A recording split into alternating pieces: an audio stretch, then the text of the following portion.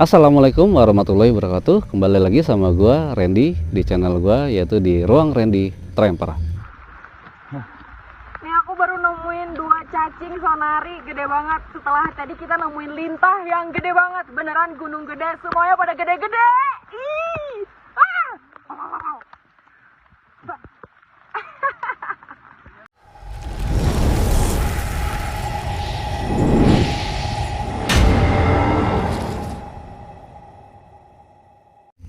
Oke guys, jadi di video kali ini gue mau membagikan satu kisah atau cerita ya. Kebetulan ini adalah cerita atau pengalaman pribadi yang gue alamin pada saat naik Gunung Gede itu di tahun sekitar 2011 atau 2012 ya. Jadi berdasarkan video yang sebelumnya ya, jadi yang udah teman-teman lihat sebelumnya ya, jadi gue punya pengalaman yang terkait dengan video itu, yaitu ceritanya pada saat gue naik jalur Putri ya, naik Gunung Gede jalur Putri ya, itu di pos 3 gue nemu hal yang sama, yaitu cacing yang berukurannya itu ya seperti yang di video itu. Nah akhirnya kebetulan gue sebagai sweeper berdua sama teman gue itu si Opak, itu di belakang ya, ketemu cacing itu 2, tapi yang gue ambil itu cuma 1 ya. Jadi niat iseng gue ini keluar sama temen gue yang memang rencananya itu akan gue pakai untuk masak. Jadi cacingnya itu nanti gue pakai untuk masak buat temen-temen gue, buat tim ya. Untuk selain untuk iseng juga, itu kan cacing itu bagus ya, kandungannya itu dari protein, nutrisinya itu cukup baik ya. Jadi sehingga itu mau gue pakai untuk masak pada saat kita makan malam ya. Akhirnya gue putuskan untuk bawalah itu, masukin ke plastik dan diikat di pinggang temen gue gitu kan. Nah sebelumnya memang jalannya gue normal ya, maksudnya udah dapet temponya ya, tempo langkahnya itu udah dapet. Tapi setelah entah kenapa ya, walau alam gue juga nggak tahu apa memang gara-gara cacing tersebut ya, atau memang kondisi fisik ya.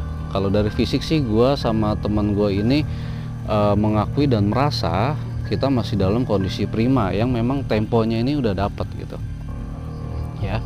Tapi entah kenapa setelah cacing itu kita kantongin ya, fisik dan pergerakan kita ini jadi berat dan jadi lambat. Sempat pikiran ke arah sana, cuman kita coba alihkan ya, mungkin ini cuman suges atau perasaan kita doang. Akhirnya tetap kita paksakan selama sampai hampir ke pos 4. Nah sampai pos 4 itu kita berdua ya bener-bener ngedrop parah, yang memang jalur ini kok jadi kayak berat banget gitu. Padahal kondisi fisik kita sebelumnya itu belum ngedrop ya, jadi masih prima, mental kita juga belum drop banget, jadi masih biasa aja. Tapi setelah kita bawa itu cacing yang memang kita niatkan untuk isengin teman-teman satu tim itu, ya itu jadi ada gangguan yang pergerakan dan fisik kita ini jadi berat ya, jalannya jadi lambat dan semuanya serba ngedrop. Sehingga kita coba putusin berdua ya sama si Opak itu. Gue bilang, Pak, ini apa emang gara-gara cacing itu atau bukan ya? Gue rasa sih iya dang gitu. Jadi panggilnya Padang gitu. Nah akhirnya gue sama temen gue ini memutuskan untuk lepas cacing itu.